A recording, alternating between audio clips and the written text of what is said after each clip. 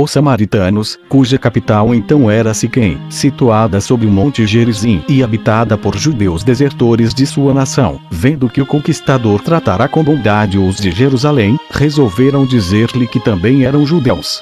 Pois, como dissemos há pouco, eles não nos reconhecem por compatriotas quando as coisas vão mal para nós e então falam a verdade. Mas quando a sorte nos é propícia, eles procuram provar que têm a mesma origem, que são do nosso sangue, como descendentes de José por Manasses e Efraim, seus filhos. Assim, logo que Alexandre saiu de Jerusalém, eles foram, acompanhados pelos soldados que Sanabalete lhes havia mandado, à presença do soberano com grande aparato e demonstrações de alegria para pedir-lhe que fosse à sua cidade e honrasse o seu templo com a sua presença. Ele prometeu fazê-lo na volta. Quanto a um pedido para que também lhes perdoasse no 7º ano os tributos, porque eles não semeavam a terra nessa ocasião, ele perguntou de que nação eles eram. Responderam que eram hebreus, mas que os sidônios os chamavam de siquemitas. Ele perguntou-lhes então se eram judeus. Eles responderam que não, e então ele lhes disse: eu concedi esse favor somente aos judeus, mas vou me informar desse assunto quando voltar e, depois que souber de tudo detalhadamente, farei o que for mais justo. Depois de assim lhes falar, despediu-os, mas ordenou às tropas de Sanabalete que o seguissem ao Egito, onde lhes daria terras, o que ele fez logo em seguida, e os aquartelou como guarnições da Tebaída. Depois da morte de Alexandre, o império foi dividido entre os seus sucessores, e o templo construído no monte Gerizim permaneceu em seu primitivo estado. Os judeus que moravam em Jerusalém pecavam contra a fé, quer comendo alimentos proibidos, quer não observando o sábado, ou coisa semelhante, refugiavam-se entre os siquemitas, alegando que haviam sido injustiçados. Jado, sumo sacerdote, morreu nessa época, e Onias, seu filho, sucedeu-o. Livro 12º capítulo 1. Os chefes dos exércitos de Alexandre, o Grande, dividem o império depois de sua morte. Ptolomeu torna-se de improviso senhor de Jerusalém. Manda várias colônias de judeus ao Egito e confia neles. Guerras contínuas entre Jerusalém e os samaritanos. 453. Alexandre, o Grande, morreu, depois de vencer os persas e tratar Jerusalém do modo como falamos. Seu império foi dividido entre os chefes de seu exército. Antígono recebeu a Ásia, Seleuco, a Babilônia e as nações vizinhas, Lisímaco, o Helesponto, Cassandro, a Macedônia e Ptolomeu, filho de Lago, o Egito. Houve divergências entre eles com relação ao governo, as quais causaram sangrentas e longas guerras, desolação em várias cidades e a morte de um grande número de pessoas. A Síria sofreu todos esses males sob o reinado de Ptolomeu, de quem acabamos de falar e ao qual se dava o nome de Sóter, isto é, Salvador, mas ele mostrou que não o tinha por justo título, pois veio a Jerusalém no dia de sábado com o pretexto de oferecer sacrifícios, e os judeus, como não desconfiaram dele, pois era dia de descanso, receberam-no sem dificuldade. Então esse príncipe tirou vários habitantes dos montes da Judéia, dos arredores de Jerusalém, da Samaria e do monte Serizim e enviou-os para o Egito.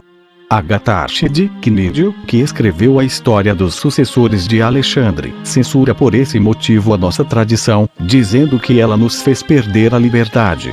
Disse ele: um povo, que traz o nome de judeu e que habita numa cidade grande e forte de nome Jerusalém, não tendo querido, por uma longa superstição, tomar as armas, permitiu que Ptolomeu dela se tornasse senhor e rude dominador. Ptolomeu, sabendo da resposta que os judeus tinham dado a Alexandre depois que vencera Dário, o que lhe deu a certeza de que eles observavam muito religiosamente os seus juramentos, confiou-lhes a guarda de diversos lugares, deu-lhes em Alexandria direitos de burguesia iguais aos dos macedônios e os obrigou, por juramento, a serem fiéis a ele e à sua posteridade. Vários outros judeus foram de boa mente estabelecer-se no Egito, para onde se dirigiam atraídos pela fertilidade do país e pelo afeto que Ptolomeu testemunhava aos de sua nação. Os descendentes desses judeus fizeram contínua guerra aos samaritanos, porque nem uns nem outros queriam deixar os seus costumes. Os de Jerusalém sustentavam que somente o templo de Jerusalém era santo e que não se deviam fazer sacrifícios em outros lugares. Por outro lado, os samaritanos sustentavam que era necessário oferecê-los no Monte Gerizim. Capítulo 2. Ptolomeu Filadelfo, rei do Egito, liberta 120.000 judeus que estavam escravos no seu reino. Manda vir 72 homens da Judéia para traduzir em grego as leis dos judeus, envia riquíssimos presentes ao templo e trata os deputados com magnificência real. 454. Ptolomeu, cognominado Filadelfo, sucedeu no reino do Egito a Ptolomeu Sóter, seu pai, e reinou 39 anos. Mandou traduzir em grego as leis dos judeus e permitiu a 120.000 homens que estavam nessa nação voltar ao seu país, e disso devo dar a razão.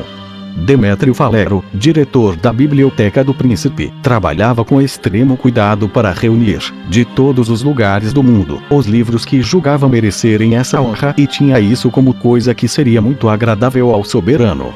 Um dia, o rei perguntou-lhe quantos livros possuía, e ele respondeu que eram mais ou menos 200.000, mas esperava dentro de pouco tempo chegar a 500.000, e que soubera haver entre os judeus muitas obras referentes às suas leis e aos seus costumes, escritas em sua língua e em seus caracteres, e muito dignas de ocupar um lugar naquela soberba biblioteca. Porém, dariam muito trabalho para serem traduzidas em grego, porque a língua e os caracteres hebraicos tinham grande semelhança com os siríacos. No entanto, isso poderia ser feito, pois Sua Majestade não se importava com as despesas. O rei aprovou essa proposta e escreveu ao sumo sacerdote dos judeus, para que este lhe enviasse os livros. Aconteceu que naquele mesmo tempo Aristeu, a quem o príncipe amava extremamente por causa de sua moderação e sabedoria, tinha em mente pedir que pusessem em liberdade os judeus que estavam em seu reino. E essa ocasião pareceu-lhe muito favorável ao seu desígnio. No entanto, ele julgou dever comunicá-lo a Zosibe, a Tarentino e a André, chefes de seus guardas, antes de fazer a proposta ao rei, a fim de que eles apoiassem o que ia dizer. E todos foram da mesma opinião. Então ele falou deste modo ao soberano: tendo sabido que Vossa Majestade tem a intenção de ter não somente uma cópia das leis que os judeus observam, mas fazê-las traduzir, eu não estaria falando com sinceridade se fingisse não ver que isso não pode ser feito honestamente, quando Vossa Majestade conserva escravos neste reino um grande número de pessoas dessa nação. Mas seria, sem dúvida, digno de vossa bondade e generosidade libertar todos eles dessa miséria, pois, segundo o que pude concluir, após ter-me seguramente informado, o mesmo Deus que governa o vosso império e que adoramos sob o nome de Júpiter, porque nos conserva a vida, foi o autor da lei desse povo. Sendo, pois, que nenhuma outra nação lhe presta tão grande honra e culto tão particular, a sua piedade parece me obrigar a encaminhá-los ao seu país. Por isso, suplico humildemente que Vossa Majestade creia que a liberdade que tomo de vos falar assim não provém de nenhuma ligação ou aliança com esse povo, mas somente por eu saber que Deus é o Criador de todos os homens, em geral, e que as boas ações lhe são agradáveis. O rei escutou com atenção essas palavras e, com rosto alegre, perguntou a Aristeu qual seria o número de judeus aos quais ele propunha a liberdade. André, que estava presente, respondeu que podiam ser uns 120.000. Disse então o rei a Aristeu: credes, então, Aristeu, que o que me pedis é um pequeno presente? Zosibe e Tarentino tomaram, então, a palavra e disseram ao rei que nada seria mais digno de Sua Majestade que reconhecer com tão grandiosa ação o dever de agradecer a Deus por tê-lo elevado ao trono. O soberano sentiu tanto prazer ao constatar que todos pensavam do mesmo modo que prometeu, para satisfazer plenamente a vontade de Deus, segundo o desejo de Aristeu, pagar aos soldados, além do soldo, 120 dracmas para cada judeu que tivessem como escravo.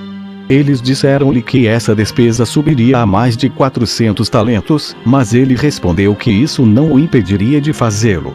Inclino-me a relatar as próprias palavras desse grande príncipe a esse respeito, a fim de que melhor se conheça a sua generosidade. Queremos que todos os judeus aos quais os soldados do falecido rei, nosso pai, aprisionaram na Síria, na Fenícia e na Judéia e venderam no Egito, como também os que antes ou mesmo depois foram vendidos em nosso reino, sejam libertados da servidão, e que se deem de nossa moeda a cada um deles 120 dracmas, que os nossos soldados receberão, além do soldo, pelos que forem de sua propriedade, e que os nossos tesoureiros paguem o resgate dos outros aos respectivos senhores.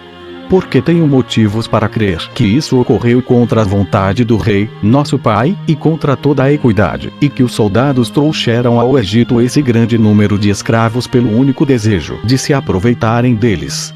O amor, a justiça e a compaixão que se deve ter dos infelizes nos obriga a libertar todos esses escravos, depois de paga aos seus senhores a quantia que estipulamos. E, como não duvidamos de que a bondade da qual usamos nesta ocasião não nos será vantajosa, queremos que a presente determinação seja cumprida em boa fé, e, depois que for publicada, os que possuírem tais escravos nos deem disso uma relação, dentro de 3 dias.